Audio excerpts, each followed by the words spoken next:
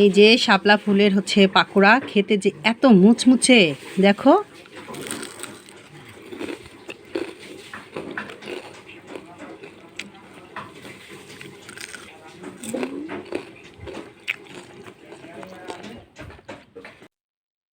আসসালামু আলাইকুম, আমি রুনা জামান। আজকে আমি এই যে শাপলা ফুলের যে পাকোড়া ভাজবো, সেটা কি করে করব সেটা আমি আপনাদেরকে দেখাবো। তার আগে আমি দেখাই নিচ্ছি এটা, মানে এটা পরিষ্কার করতে হবে কিভাবে সেটা আমি দেখাচ্ছি। নিচে ধরো, ক্যামেরাটা নিচে ধরে। এটা আমি আসলে ফ্রিজে রাখার পর এরকম হয়ে গেছে। টাটকা টাটকা বানালে বেশি সুন্দর হয়। আগে এই যে সবুজ পাতাটা আছে না, এই যে সবুজ পাতাটা ফেলে দিতে হবে। এটা ফেলে দিয়ে এই যে ভিতরের হলুদটা আছে না, এই হলুদ অংশটুকু এই যে, কারণ এখানে পোকা টোকা কিছু থাকতে পারে, এটাও ফেলে দিব। এই যে এভাবে নিলাম। আর একটা দেখাচ্ছি, এই যে সবুজ পাতাটা ফেলে দিতে হবে। সবুজ পাতাটা ফেলে দিয়ে এই যে ভিতরের যে হলুদটা আছে, এখানে অনেক সময় পোকা টোকা থাকতে পারে, এই জন্য এই জায়গাটুকু শুধু তুলে ফেলবো। এই যে,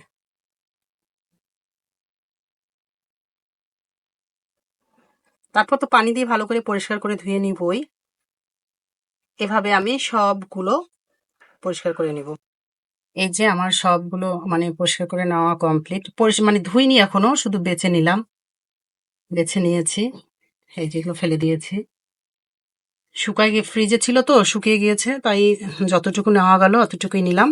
এখন এগুলো ধুবো ভালো করে, ধুয়ে তারপর আমি রান্না করছি। এরপর আমি হচ্ছে যে ডাল, এগুলো হচ্ছে মসুরির ডাল, আর এখানে আমি সামান্য একটু চাল দিব। চাল, ডাল আর হচ্ছে পানি একসঙ্গে দিয়ে এগুলো ভিজিয়ে রাখবো। এগুলো সুন্দর করে কিছুক্ষণ ভিজিয়ে রাখতে হবে যাতে নরম হয়ে যায়। নরম হওয়ার পর ব্লেন্ড করলে সেটা অনেক সুন্দর হবে, একদম স্মুথ হবে। যেগুলো সুন্দর করে ভিজিয়ে রাখবো, ধুয়ে নিব।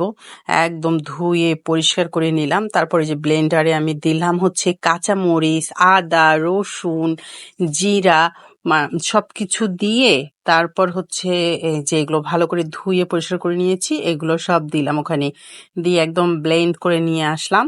এই যে ব্লেন্ড করে নিয়ে আসার পরে দুইবারে ব্লেন্ড করেছি, অবশ্যই একবারে হয়নি আমার, দুইবারে করে নিয়ে এই যে সুন্দর করে সবগুলো বাটিতে নিয়েছি। নেওয়ার পরে এখানে হচ্ছে হলুদের গুঁড়া, মরিচের গুঁড়া, লবণ, তারপর ভাজা জিরার গুঁড়া, এগুলো সব দিলাম। দেওয়ার পর এটা সুন্দর করে আমি একদম ফেটায় নিব। কিছুক্ষণ ফেটায় নিলে সুন্দর হবে তখন জিনিসটা। এই যে সুন্দরভাবে ফেটায় নেওয়ার পর আমি মানে শাপলা ফুলগুলো দিয়ে ভাজবো।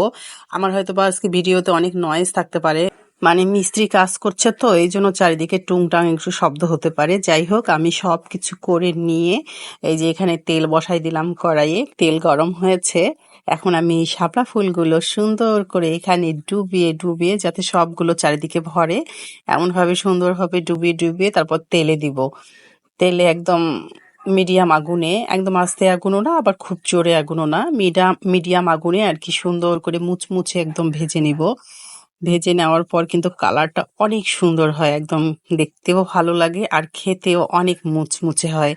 এটা অবশ্যই আপনারা বাসায় ট্রাই করে খাবেন, মানে ট্রাই করবেন। আমি তো ট্রাই করেছি, খেয়েছি, অনেক সুন্দর হয়েছে, অনেক ভালো লেগেছে। আর সবচেয়ে বড় কথা কি, দেখতেও যেমন সুন্দর হয়, খেতেও অনেক মুচমুচে। আর এই ভাজা পোড়া জিনিসগুলো একটু মুচমুচে হলে কিন্তু ভালোই লাগে। তাই আপনারা অবশ্যই করে খাবেন বাসায়।